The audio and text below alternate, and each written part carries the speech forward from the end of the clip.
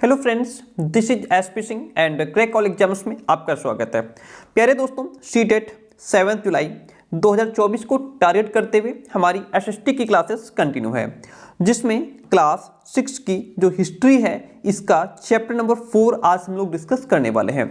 इससे पहले 3 chapter cover हो चुके हैं और प्लेलिस्ट बनी हुई है, वहाँ से आप इन चैप्टर्स को पढ़ सकते हैं। चलिए आइए समझते हैं और कहना चाहेंगे यदि आप चैनल पर नए हो तो सब्सक्राइब जरूर कीजिएगा। बहुत इंपॉर्टेंट चैप्टर और जहाँ से भी क्वेश्चन जैसे भी बन सकता है उसको हमने हाईलाइट किया है और जो चीज़ें ज़रूरत की नहीं है उसको इग्नोर किया है। तो जो इंपॉर्टेंट चीज़ें हैं जहाँ से क्वेश्चन बन सकता है वो सारे पॉइंट्स को हाईलाइट किया गया है। एक से बढ़कर के एक चीज़ें आप यहाँ से समझने वाले हैं। ठीक है, सीटेट कहता है कि हम बाहर से पूछते नहीं है, आप भी बाहर से मत पढ़िए, कोई फालतू मेहनत करने की आवश्यकता नहीं है, जितनी ज़रूरत है उतना पढ़िए, आप सीटेट क्रैक कर पाएंगे। ओके, तो आइए शुरू करते हैं।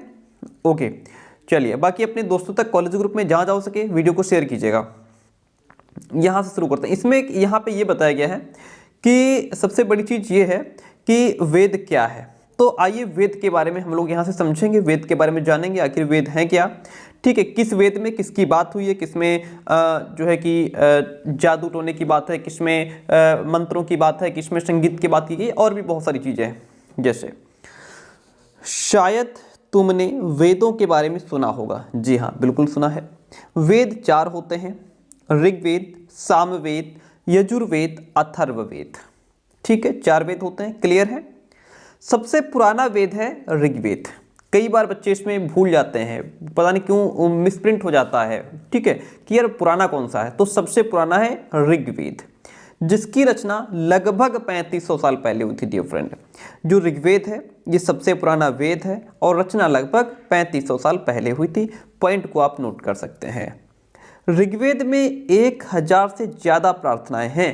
क्या? ऋग्वेद में 1000 से ज़्यादा प्रार्थनाएं हैं और ये जो प्रार्थनाएं हैं इनको सूक्त नाम दिया गया है। क्या कहा जाता है? ऋग्वेद में जो प्रार्थनाएं हैं उन्हें सूक्त कहा जाता है। सूक्त का मतलब क्या होता है? सूक्त का मतलब है अच्छी तरह से बोला गया। ओके, ये विभिन्न देवी देवताओं की स्तुति में रचे गए हैं। ये जो प्रार्थनाएं हैं ये विभिन्न प्रकार के देवी देवताओं को याद करने के लिए, उनकी स्तुति करने के लिए रचे गए हैं। ये प्रार्थनाएं हैं। ठीक है, इनमें से 3 देवता बहुत महत्वपूर्ण हैं। हालांकि हैं तो और भी देवी देवता, लेकिन 3 देवी देवता बहुत इंपॉर्टेंट हैं, अग्नि, इंद्र और सोम।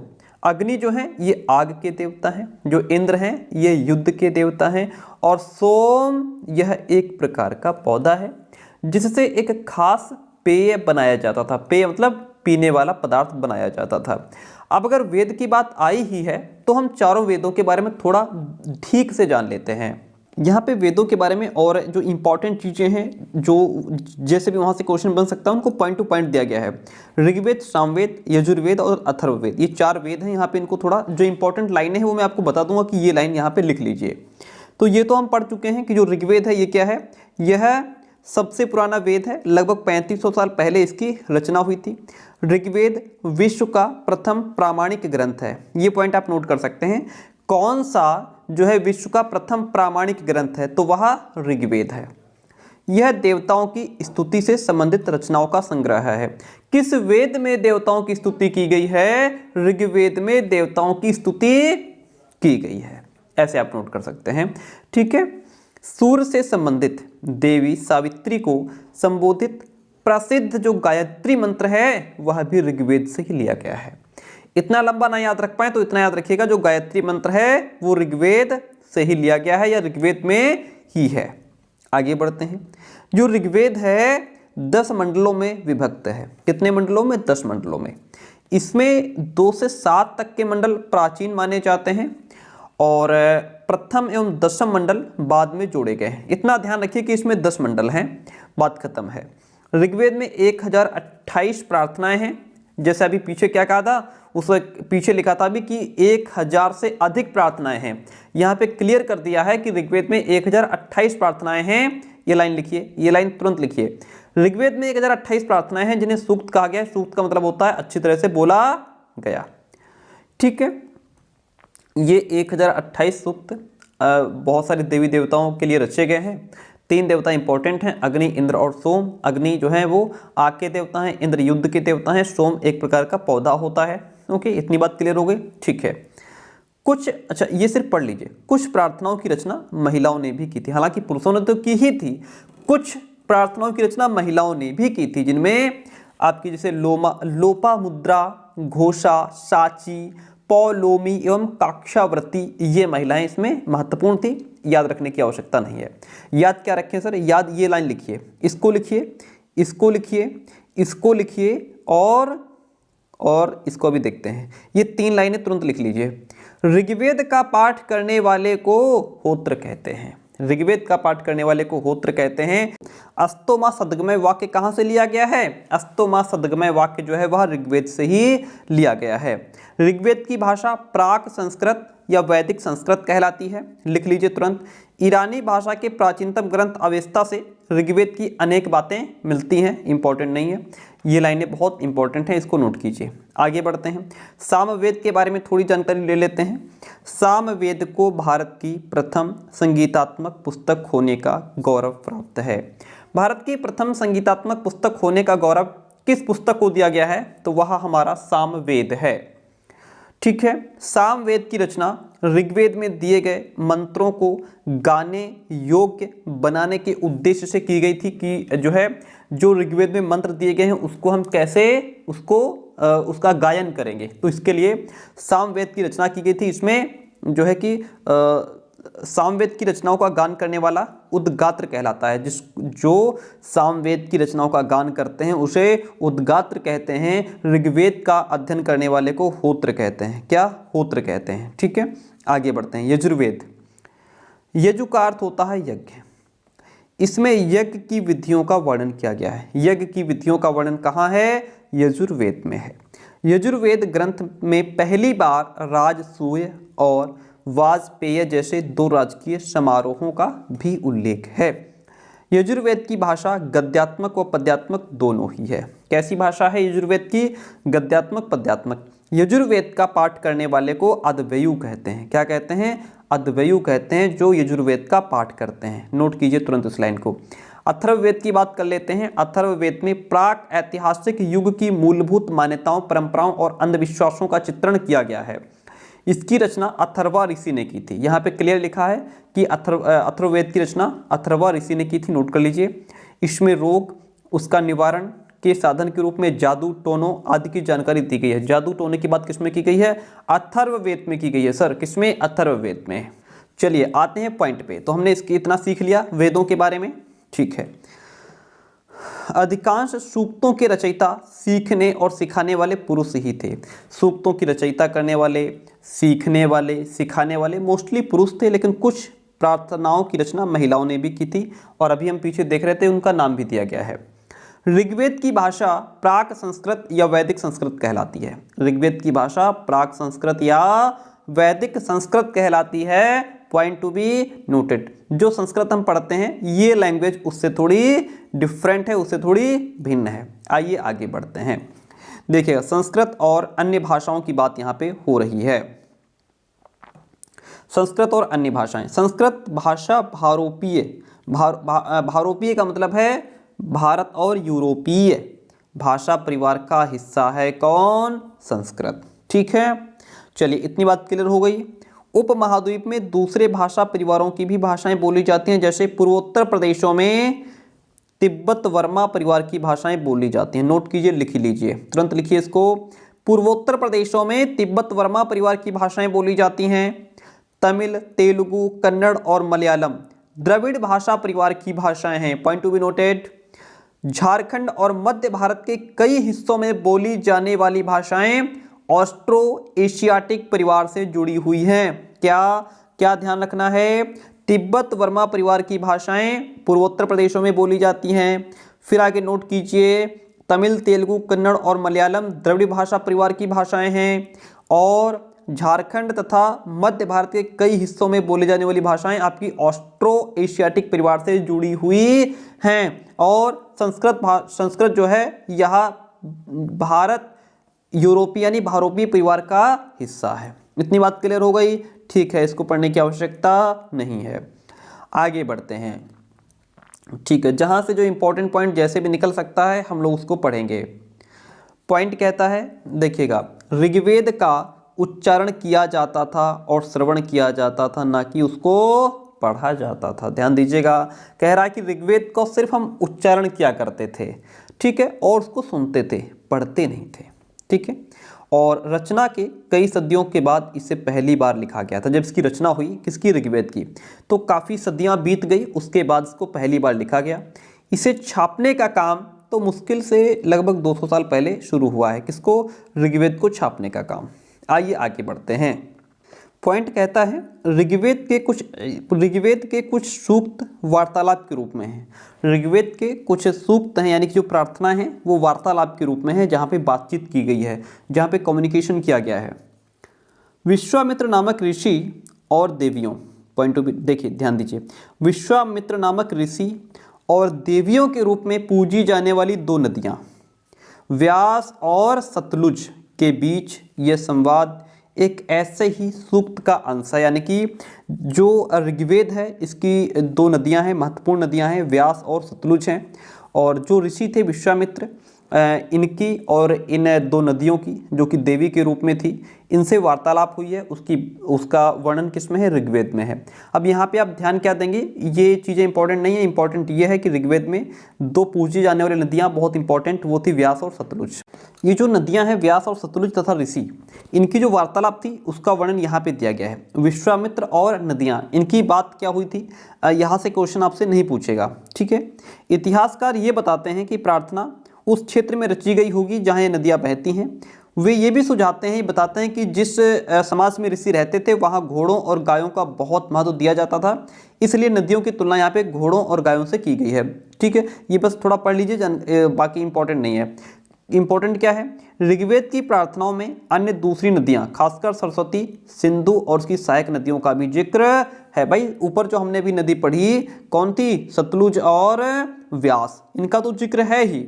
साथ में जो जैसे सरस्वती है, सिंधु है और उसकी जो सहायक नदियां हैं, इनका भी जिक्र उसमें हुआ है। लेकिन उससे भी इंपॉर्टेंट चीज और नोट कीजिए, गंगा और यमुना का उल्लेख सिर्फ एक बार हुआ है। यहां से क्वेश्चन कई बार पूछा है, जो है कि ऋग्वेद में गंगा और यमुना नदी का उल्लेख कितनी बार हुआ है, इन शब्दों का उल्लेख कितनी बार हुआ है, ओनली मात्र वन, एक बार, ठीक है। कितनी बार, एक बार हुआ है। अब थोड़ा ऊपर चलिए, यहाँ पे देखिए, आप इधर साइड में एक पेज देख पा रहे हैं, ठीक है। चलिए, ऋग्वेद की पांडुलिपि का एक पन्ना है यहाँ पे, ये क्या है, ये ऋग्वेद की पांडुलिपि का एक पन्ना है। पांडुलिपि क्या कहते हैं, ये पीछे हमने फर्स्ट चैप्टर में शायद पढ़ा था, ठीक है। ऋग्वेद की पांडुलिपि का एक पन्ना यहाँ पे लगा हुआ है। भुर्ज वृक्ष की छाल पर लिखी यह पांडुलिपि कश्मीर में पाई गई थी। ये किस पर लिखा हुआ है, भुर्ज जो पेड़, भुर्ज नाम का जो पेड़ होता है उसके छाल पर लिखी गई यह पांडुलिपि है। कहाँ पाई गई, कश्मीर में पाई गई थी। कहाँ, कश्मीर में। नोट कीजिए, लिख लीजिए, क्वेश्चन आपसे पूछ लेगा ऋग्वेद की पांडुलिपि जो है वो कहाँ पाया गया था, तो ऋग्वेद की पांडुलिपि कश्मीर में पाई गई थी, ठीक है। कहाँ, कश्मीर में। लगभग 150 वर्ष पहले ऋग्वेद को सबसे पहली बार छापने के लिए इसका उपयोग किया गया था। इसी पांडुलिपि को देख करके अंग्रेजी अनुवाद तैयार हुआ। ये जो पांडुलिपि जो हमें जो है कश्मीर से प्राप्त हुई, इसको क्या किया गया, इसको देख करके इसका अंग्रेजी में अनुवाद किया गया। यह पांडुलिपि पुणे महाराष्ट्र के एक पुस्तकालय में सुरक्षित है। ये पॉइंट आप नोट कर सकते हैं, ठीक है। ऋग्वेद की जो पांडुलिपि है वो कहाँ पाई गई थी, तो 150 वर्ष पहले जो है ये कश्मीर में पाई गई थी और इसको अंग्रेजी में अनुवाद किया गया। इसका अनुवाद जो है अंग्रेजी में किया गया, फिर इसको पढ़ा गया, समझा गया। और ये जो पांडुलिपि है कहाँ स्थित है, कहाँ, किसके पुस्तकालय में सुरक्षित है, तो ये पुणे और महाराष्ट्र के पुस्तकालय में सुरक्षित है। इतनी बात क्लियर हो गई, वेरी गुड। आगे बढ़ते हैं, अब देखिएगा, चलिए अब यहाँ से बात आती है मवेशी, घोड़े और रथ की। समझिए इन पॉइंट्स को, मवेशी, घोड़े और रथ की बात कर लेते हैं। ऋग्वेद में मवेशियों का मतलब, मवेशी का मतलब होता है पशु, ठीक है, जिसको हम इंग्लिश में CATTLE कैटल कहते हैं। कैटल यानी मवेशियों, बच्चों, खास करके पुत्रों और घोड़ों को प्राप्ति के लिए अनेक प्रार्थनाएं हैं। जो ऋग्वेद है उसमें प्रार्थनाएं हैं। क्या? यदि आप घोड़ों की प्राप्ति चाहते हैं तो उसके लिए आप भगवान से प्रार्थना कर सकते हैं। अगर आप जो है मवेशियों, जानवरों की प्राप्ति चाहते हैं तो उसके लिए आप प्रार्थना कर सकते हैं। बच्चों की अगर प्राप्ति चाहते हैं तो उसके लिए प्रार्थना कर सकते हैं। इनका जिक्र किसमें है? ऋग्वेद में किया गया है। घोड़ों को लड़ाई में रथ खींचने के काम में लाया जाता था। सिंपल सी बात है, इन लड़ाइयों में मवेशी जीत कर लाए जाते थे। भाई अगर लड़ाइयाँ हुई हैं तो जानवर, कैटल जीत करके लाए जाते थे। बताइए, लड़ाइयाँ वैसे ज़मीन के लिए भी लड़ी जाती होंगी और अच्छे चारागाह हों जहाँ पर जौ जैसी जल्दी तैयार हो जाने वाली फसल हो, उपजाया जा सकता हो। कुछ लड़ाइयाँ पानी के लिए भी होती होंगी। ठीक है, ये इंपॉर्टेंट नहीं है। युद्ध में जीते गए धन का कुछ भाग सरदार रख लेते थे जो जीत करके लाते थे। कुछ हिस्सा जो है पुरोहितों को दे दिया जाता था और बाकी हिस्सा क्या किया जाता था? बाकी शेष धन जो है वो आम लोगों में बांट दिया जाता था। कुछ धन जो है वो यज्ञ करने के लिए प्रयोग होता था, उसमें यूज हो जाता था। वो यज्ञ की आग में आहुति दी जाती थी। ये आहुतियाँ देवी देवताओं को दी जाती थी। घी, अनाज और कभी कभी जानवरों की भी आहुति दे दी जाती थी, उनकी बलि चढ़ा दी जाती थी। ठीक है, चलिए इतनी बात क्लियर हो गई, आगे बढ़ते हैं। ये कुछ खास इंपॉर्टेंट नहीं है। लोगों की विशेषता बताने वाले शब्द क्या क्या हैं इसमें देखिएगा। लोगों का वर्गीकरण काम, भाषा, परिवार या समुदाय, निवास स्थान या सांस्कृतिक परंपरा के आधार पर किया जाता रहा है। जिसका जैसा काम उसको उस तरीके के वर्ग में रख दिया गया। जिसकी जैसी भाषा, जिसका जैसा परिवार, उसको उसके वर्ग में, उसी वर्ग में रख दिया गया। ऋग्वेद में देखिए, यहाँ से पॉइंट पढ़ते हैं। ऐसे दो समूह हैं जिनका वर्गीकरण काम के आधार पर किया गया है। पुरोहित, जिन्हें कभी कभी ब्राह्मण भी कहा जाता था, तरह तरह के युग और अनुष्ठान करते थे तो उनको ब्राह्मण की श्रेणी में रख दिया गया और उनको पुरोहित की श्रेणी में रख दिया गया। ठीक है, और दूसरे लोगों को राजा कहा जाता था। ये इनको सिर्फ राजा कहा जाता था, ये वो राजा नहीं थे राजधानियों वाले। ठीक है, इनके पास ना सेना थी, ना ही ये कर वसूलते थे और ना ही ये राजधानियों में और महलों में रहते थे। ठीक है, इतनी बात क्लियर होती है। सिर्फ इनको राजा कहा जाता था और जो दूसरा पार्ट है यानी कि जो दूसरे लोग हैं उन्हें पुरोहित कहा जाता था।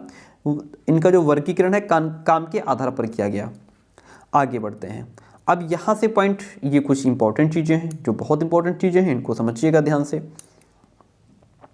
चलिए, जनता या पूरे समुदाय के लिए दो शब्दों का इस्तेमाल हुआ करता था। जनता या फिर पूरे समुदाय के लिए कितने शब्दों का? दो शब्दों का प्रयोग हुआ करता था। एक था जन, जिसका प्रयोग हिंदी व अन्य भाषाओं में आज भी होता है, जन। ठीक है, दूसरा था विश्व, जिससे वैश्य शब्द निकला है। क्या निकला है? वैश्य। ठीक है, इसके बारे में आगे हम डीप में पढ़ेंगे। ऋग्वेद में विश्व और जनों के नाम मिलते हैं। पॉइंट टू बी नोटेड, विश्व और जनों के नाम किस वेद में मिलते हैं? विश्व और जनों के नाम जो है वो ऋग्वेद में मिलते हैं, जहाँ पे विश्व का मतलब वैश्य होता है। ठीक है, और इसलिए हमें पुरु जन या विश्व, भारत जन या विश्व, यदुजन या विश्व जैसे कई उल्लेख भी हमें ऋग्वेद में ही मिलते हैं। ओके, आगे बढ़ते हैं। जिन लोगों ने इन प्रार्थनाओं की रचना की वे कभी कभी खुद को आर्य भी कहते थे। जो ऋग्वेद में जो प्रार्थनाएं हैं जिन्हें हम सूक्त कहते हैं, टोटल कितनी प्रार्थनाएं हैं? टोटल 1028 प्रार्थनाओं का वर्णन किया गया है, यानी कि 1028 प्रार्थनाएं हैं जिनको सूक्त कहा गया है। और इन प्रार्थनाओं की रचना जिन्होंने की वे अपने आप को खुद को आर्य कहते थे और अपने विरोधियों को दास या फिर दस्यु कहते थे। क्या कहते थे? अपने विरोधियों को, जो इनके विरोधी हुआ करते थे, उन्हें ये लोग दास या दस्यु कहते थे। यहाँ से क्वेश्चन बना हुआ है, अभी हम पीछे दिखाएंगे आपको। दस्यु वे लोग थे जो यज्ञ नहीं करते थे, ओके, और शायद दूसरी भाषाएं बोलते थे, उन्हें दस्यु कहा गया। बाद के समय में दास, स्त्रीलिंग की अगर बात करें तो दासी शब्द का मतलब गुलाम हो गया। दास वे स्त्री और पुरुष हुआ करते थे जिन्हें युद्ध में बंदी बनाया जाता था और फिर वो जिसके भी दास होते थे, जैसा वो चाहते थे उस तरीके का काम इनको करना पड़ता था। जो मालिक चाहता था वो काम इनको करना पड़ता था। दास से रिलेटेड क्वेश्चन कैसे बनता है मैं दिखाता हूँ आपको। अभी जो हमने 100 क्वेश्चंस कराए थे हिस्ट्री के, उसमें देखिए क्वेश्चन क्या कह रहा है? आर्य लोग। ठीक है, ये अपने आप को आर्य कौन कहते थे? जिन्होंने ऋग्वेद में जो प्रार्थनाएं हैं उनको जिसने रचा है वो अपने आप को आर्य कहते थे। अपने विरोधियों को निम्नलिखित विकल्पों में से क्या कहते थे? तो ये लोग दस्यु कहते थे। दस्यु का मतलब दास होता था। ठीक है, ये क्वेश्चन आपका प्रीवियस ईयर क्वेश्चन पेपर में पूछा गया है। अब यहाँ से हम चीज़ों को और बेहतर तरीके से समझेंगे। यहाँ से खामोश प्रहरी या फिर कहानी महापाषाणों की, इसको समझिए। देखिए, ये शिलाखंड या फिर महापाषाण। महापाषाण क्या होता है? महा का मतलब होता है बड़ा और पाषाण का मतलब होता है पत्थर, यानी कि बड़ा पत्थर नाम से जाने जाते हैं। ये शिलाखंड, शिलाखंड का मतलब जो बड़े, शिला, शिला का मतलब भी तो पत्थर ही होता है। शिला मतलब पत्थर, खंड मतलब टुकड़ा, पत्थर का टुकड़ा। तो ये जो पत्थर के टुकड़े हैं इनको महापाषाण कहा गया, क्योंकि ये बहुत बड़े बड़े थे। महा मतलब बहुत बड़े, पाषाण मतलब पत्थर। ठीक है, ऋग्वेद की बात हो रही है। ये पत्थर दफन करने की जगह पर लोगों के द्वारा बड़े करीने से लगाए गए थे। दफन करने की जगह पर जहाँ लोगों को दफन किया जाता था वहाँ पर ये जो है बड़े करीने से लगाए गए थे। महापाषाण कब्रें बनाने की जो प्रथा है लगभग 3000 साल पहले शुरू हुई थी। नोट कीजिए, महापाषाण कब्रें बनाने की प्रथा कब शुरू हुई? लगभग 3000 साल पहले। ये जो प्रथा है वो दक्कन, दक्षिण भारत, उत्तर पूर्वी भारत और कश्मीर में प्रचलित थी। ठीक है, महापाषाण कब्रें बनाने की प्रथा कब शुरू हुई? 3000 साल पहले। प्रचलित कहाँ थी? तो ये है आपकी दक्कन, दक्षिण भारत, उत्तर पूर्वी भारत और कश्मीर में प्रचलित थी। ठीक है, अब यहाँ पे देखिए चित्र 2 है, इसमें दिखाया गया है। नीचे चित्र होगा, चित्र, चलिए अभी ये जो चित्र है इसी में ये बात कही गई है। अभी इसको हम समझाएंगे, पहले थोड़ा पढ़ लीजिए। कुछ महापाषाण जमीन के ऊपर ही दिख जाते हैं, कुछ महापाषाण जमीन के अंदर भी होते थे। ओके, आगे बढ़िए। कई बार पुरातत्वविदों को गोलाकार सजाए हुए पत्थर भी मिले हैं। क्या हुआ है? जो पुरातत्वविद हैं उनको गोलाकार सजाए हुए पत्थर मिले हैं। जैसे ये पत्थर आप देख पा रहे हैं। ठीक है, ये कैसे गोल गोल गोल लगे हुए हैं ना, गोल गोल इनको कैसे सजाया गया है। ओके, कई बार अकेला खड़ा हुआ पत्थर भी मिला है। कुछ कंडीशन में एक पत्थर कोई बहुत बड़ा खड़ा हुआ भी मिला है इनको। यही एकमात्र प्रमाण है जो जमीन के नीचे कब्रों को दर्शाते हैं। ये पत्थर ये दर्शाते हैं कि यहाँ कब्रें होती हैं, यहाँ कब्रें हैं या कब्रें हुआ करती थी। ठीक है, जहाँ लोगों को दफनाया जाता है। ठीक है, महापाषाणों के निर्माण के लिए लोगों को कई तरह के काम करने पड़ते थे। हमने जो कार्यों की सूची बनाई है उन्हें क्रमबद्ध करो, ये तो छोड़ दो। ठीक है, गड्ढे खोदना हो गया, शिलाखंडों को ढोकर के लाना, शिलाखंड यानी जो पत्थर हुआ करते थे उनको ढोकर के लाना हो गया, बड़े पत्थरों को तराशना और फिर मरे हुए को दफनाना, ये सारे काम होते थे लोगों के। और इन सब कब्रों में कुछ समानताएं हैं। सामान्यतः मृतकों को खास किस्म के मिट्टी के बर्तनों के साथ दफनाया जाता था। जो मृतक हुआ करते थे उनको इन कब्रों में क्या किया जाता था? कुछ खास तरह के मिट्टी के बर्तन होते थे उनके साथ में दफनाया जाता था, जिन्हें काले लाल मिट्टी के बर्तन या फिर ब्लैक एंड रेड वेयर के नाम से जाना जाता है। तो यहाँ पे आपको ये बात ध्यान रखनी है कि जो है कि मृतकों को जिन मिट्टी के बर्तनों के साथ दफनाया जाता था उन्हें काले लाल मिट्टी के बर्तन या फिर ब्लैक एंड रेड वेयर भी कहा जाता था। इनके साथ ही मिले हैं लोहे के औजार और हथियार भी मिले हैं।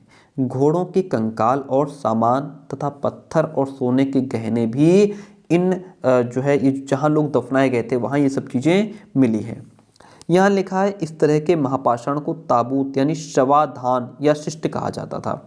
ये जो इस तरीके के महापाषाण होते थे जिनको यहाँ लगाया जाता था ठीक है, उनको ताबूत, शवाधान या शिष्ट कहा जाता था। ठीक है, ये देखिए जैसे यहाँ पे ये जो बना हुआ है यहाँ लोगों को दफनाया जाता था। यहाँ दिखाए गए शिष्ट में एक पोर्ट होल यानी बड़ा सुराख है। यहाँ पे जो शिष्ट है ये देखिए, ये जो शिष्ट जिसको ये लोग कह रहे हैं इसमें एक बड़ा होल भी है। क्या कह रहा है कि इस तरह के महापाषाण को ताबूत समाधान कहा जाता था। ये जैसे ये जो बना हुआ है इसकी बात कर रहा है ये। ठीक है, यहाँ दिखाया गया शिष्ट में एक पोर्ट होल यानी कि बड़ा सुराख है, हमको दिख रहा है। ये क्या है? ये बड़ा सुराख है इसमें, है ना, जो शायद पत्थरों से बने हुए कमरे में जाने का रास्ता था। यानी यहाँ से जो पत्थर के कमरे बने होते थे उसमें जाने का रास्ता था। आगे बात करते हैं। अब देखिए ये महापाषाण कब्रों से मिले कुछ लोहे के सामान हैं। बाईं ओर यानी कि इधर की साइड में ये दाईं ओर होता है। घोड़े के लिए सामान, ये कुछ घोड़े का सामान है। नीचे बाईं ओर कुल्हाड़ियाँ हैं, ये कुल्हाड़ियाँ हैं उस समय की। नीचे क्या है? ये एक कटार है यहाँ पे। ठीक है, आगे बढ़ते हैं। अब देखिए यहाँ से इसको पढ़ते हैं और कुछ इंपॉर्टेंट चीज़ें यहाँ से भी समझते हैं। लोगों की सामाजिक असमानताओं के बारे में पता करना। पुरातत्वविद ये मानते हैं कि कंकाल के साथ पाई गई चीज़ें मरे हुए व्यक्ति की ही रही होंगी, तभी तो उनके साथ दफनाई गई, है ना। कभी कभी एक कब्र की तुलना में दूसरी कब्र में ज़्यादा चीज़ें मिलती हैं। मान लीजिए किसी कब्र में कम चीज़ें मिली हैं और किसी कब्र में ज़्यादा चीज़ें भी मिल गई हैं, ठीक है। चलिए, यहाँ एक व्यक्ति की कब्र में 33 सोने के मनके और शंख भी पाए गए हैं। बहुत, यहाँ पे क्या कह रहा है कि एक व्यक्ति है, उसकी कब्र में 33 तो सोने के मनके मिले हैं और शंख भी पाए गए हैं। दूसरे कंकालों के पास सिर्फ कुछ मिट्टी के बर्तन ही मिले हैं। तो ये जो चेंजेस हैं, ये जो परिवर्तन हैं, कहने का मतलब है ये जो बदलाव है कि एक के साथ 33 सोने के मन के शंख मिले हैं, दूसरे के पास सिर्फ मिट्टी के बर्तन मिले हैं। ऐसा क्यों है, ये भिन्नता क्यों है? यहाँ दफनाए गए लोगों की सामाजिक स्थिति में ये सब चीज़ें भिन्नता को दर्शाते हैं, ठीक है। यानी कि इनकी सामाजिक स्थिति में भिन्नता थी। जो अमीर होगा उसके साथ ढेर सारा सामान मिला है, जो बेचारा गरीब होगा उसके साथ कम सामान मिला है। यही तो बात होगी। कुछ लोग अमीर थे तो कुछ लोग गरीब, कुछ लोग सरदार थे तो कुछ लोग उनके अनुयायी मतलब उनके फॉलोअर्स, उनके पीछे चलने वाले। चलिए, अब यहाँ पे कह रहा क्या कुछ कब्रगाहें खास परिवारों के लिए भी हुआ करती। कभी कभी महापाषाणों में एक से अधिक कंकाल मिले हैं। महापाषाणों में एक से अधिक कंकाल मिले हैं, यानी कि ये जो यहाँ पे महापाषाण देख पा रहे हैं आप, इसमें एक से अधिक कंकाल भी मिले हैं। एक से अधिक कंकाल का मतलब ये है कि एक से अधिक शव को यहाँ पे दफनाया गया होगा, तभी तो एक से अधिक कंकाल मिले हैं, है ना। एक के तो 4 नहीं हो गए होंगे, ठीक है। तो अच्छा, आगे पढ़ रहे थे हम लोग। एक से अधिक कंकाल मिले हैं, वे ये दर्शाते हैं कि शायद एक ही परिवार के लोगों को एक ही स्थान पर अलग अलग समय पर दफनाया गया था। यानी कि जहां एक व्यक्ति को दफना दिया गया, यदि उसी के परिवार का कोई व्यक्ति कुछ समय बाद खत्म हो जाता है तो उसको भी वहीं दफना दिया गया है, ऐसा था। बाद में मरने वाले लोगों को पोर्ट होल के रास्ते कब्रों में लाकर दफनाया जाता था। जो पोर्ट होल का रास्ता है, यानी कि ये जो रास्ता है, बाद के लोगों को यहीं से लाया जाता था। मान लीजिए पहले एक आदमी को यहाँ दफना दिया गया, अब उसी के परिवार को यदि कोई दूसरा व्यक्ति कुछ समय पश्चात जो है खत्म हो जाता है तो उसको इसी के रास्ते ला करके उसको भी यहीं दफना देते थे। ये पोर्ट होल है, ठीक है, ये रास्ता है, दफना दिया गया था, ठीक है, दफना दिया जाता था। ऐसे स्थान पर गोलाकार लगाए गए पत्थर या चट्टान चिन्हों का काम करते थे, जहां लोग आवश्यकता के अनुसार शवों को दफनाने दोबारा भी आ सकते थे, ठीक है। आगे बढ़ते हैं। अब इनाम गांव के एक विशिष्ट व्यक्ति की कब्र की बात यहाँ पे हो रही है। इनाम गांव से रिलेटेड कई क्वेश्चंस पूछे गए हैं। ये रहा इनाम गांव का क्वेश्चन, ठीक है। अभी जो हमने जो 100 क्वेश्चंस कराए थे उसी में इसको पूछा गया है। इनाम गांव वाला क्वेश्चन है, बहुत इंपॉर्टेंट, मतलब इनाम गांव से रिलेटेड कई बार क्वेश्चन पूछा गया है। पहले तो हम इसके बारे में पढ़ लेते हैं। देखिए, इनाम गांव को खोजना है। चलिए छोड़िए, इनाम गांव। इनाम गांव जो है यह भीमा की सहायक नदी घोड़ के किनारे एक जगह है। भीमा की एक सहायक नदी है घोड़, ये उसके किनारे पर एक जगह है इनाम गांव। इस जगह पर 3600 से 2700 साल पहले लोग रहते थे। लगभग जो है 3500 से पहले, लगभग 2500 साल पहले लोग यहाँ पर रहा करते थे। इनाम गांव कहाँ है? ये भीमा की एक सहायक नदी है घोड़, ये उसके किनारे है इनाम गांव। यहाँ वयस्क लोगों को प्रायः गड्ढे में सीधा लिटाकर दफनाया जाता था। क्या था? यहाँ पर जो वयस्क लोग होते थे, जो सियाने लोग होते थे, ठीक है, 20 साल के ऊपर के हो गए, उनको अक्सर गड्ढे में सीधा लिटा करके दफनाया जाता था, ठीक है। उनका सिर उत्तर की ओर होता था, ठीक है, इसमें समझाने वाली बात ही नहीं, उनका सिर उत्तर की ओर होता था। कई बार उन्हें घर के अंदर ही दफना दिया जाता था। जो व्यक्ति जिस घर में मरा उसको उसी घर में दफना दिया गया। ऐसे बर्तन जिनमें शायद खाना और पानी हो, दफनाए गए शव के पास रख दिए जाते थे। मान लीजिए जो व्यक्ति खत्म हुआ, उसके जो भी बर्तन होते होंगे उसको उसी के साथ रख देते होंगे। यही तो प्रोसेस होगा उनका। एक आदमी को 5 कमरों वाले मकान के आंगन में 4 पैरों वाले मिट्टी के एक बड़े से संदूक में दफनाया गया था। ये भी चीज़ मिली है, ठीक है, पुरातत्वविदों को ये मिला है। एक आदमी को जो है, उसका जो मकान था उसमें 5 कमरे थे, उसी के आंगन में उसको दफना दिया गया था। किसमें दफनाया गया था? 4 पैरों वाला मिट्टी का बना हुआ एक बड़ा सा संदूक था, उसमें दफनाया गया था। बस्ती के बीच में बसा यह घर जो है वो गांव के सबसे बड़े घरों में एक था। इस घर में अनाज का एक गोदाम भी था। शव के पैर जो थे वो मुड़े हुए थे। आपसे क्वेश्चन ये पूछ सकता है कि जो 5 कमरों वाले मकान के आंगन में 4 पैरों वाले मिट्टी के बड़े संदूक में दफनाया गया व्यक्ति था, वो कहाँ मिला था? तो वो इनाम गांव में मिला था। कहाँ? इनाम गांव में मिला था। अच्छा, ठीक है, आगे बढ़ते हैं। अब यहाँ से कुछ चीज़ें समझ लेते हैं, सिर्फ पढ़ लेते हैं इसको फटाफट। बाकी जो पॉइंट हैं इंपॉर्टेंट वो नीचे लिखा हुआ है, पढ़ना जरूरी है, इससे आप रिलेट कर पाते हैं पीछे वाले टॉपिक से आगे वाले टॉपिक को। छोटे आकार के आधार पर एक बच्चे के कंकाल को आसानी से पहचाना जा सकता है कि ये छोटे बच्चे का जो है यहाँ पे छोटे बच्चे को दफनाया गया था, लेकिन एक बच्चे और बच्ची के कंकाल में कोई बड़ा फर्क भी नहीं होता है। कैसे पहचानेंगे? ठीक है, कि ये स्त्री का है या पुरुष का कंकाल। कभी कभी लोग कंकाल के साथ मिले सामानों के आधार पर इसका अंदाजा लगाते हैं कि इसके साथ, भाई उदाहरण के तौर पर अगर समझें, अगर कंकाल के साथ गहने मिलते हैं तो कई बार उसे महिला का कंकाल मान लिया जाता है कि भाई इसके साथ गहने मिले, इसका मतलब ये जो है महिला का कंकाल होगा। लेकिन ऐसी समझ के साथ प्रॉब्लम ये है कि पुरुष भी तो आभूषण पहनते थे, है ना। पहले कंकाल का लिंग पहचानने का बेहतर तरीका उसकी हड्डियों की जांच है कि हड्डियों की जांच की जाए, है ना। चूंकि महिलाएं बच्चों को जन्म देती हैं, इसलिए उनका कटी प्रदेश यानी कि कूल्हा जो है वो पुरुषों से ज़्यादा बड़ा होता है। तो इसके बेस पे ये जानकारी हासिल की जाती थी कि ये महिला का शव है यहाँ पे, या महिला का ये कंकाल है। आज से लगभग 2000 साल पहले चरक नाम के प्रसिद्ध वैद्य हुए थे। ये भी क्वेश्चन यहाँ से कई बार रिपीटेड है, और हमने जो 100 क्वेश्चन कराए थे उसमें ये भी क्वेश्चन आया था, और जो हमने 100 क्वेश्चन कराए वो PYQ से लिए गए हैं। उसको आपने नहीं देखा, जरूर देखिएगा। अब ये देखिए यहाँ पे 2000 साल पहले चरक नाम के प्रसिद्ध वैद्य हुए थे। उन्होंने चिकित्सा शास्त्र पर चरक संहिता नाम की किताब लिखी थी।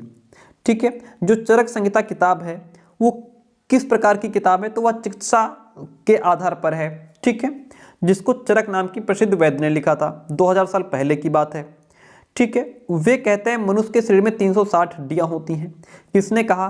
किस वैद्य ने कहा था कि मनुष्य के शरीर में 360 हड्डियां होती हैं? उन्होंने चरक ने कहा था, और इन्होंने ये बात अपनी किताब चरक संहिता में लिखी थी।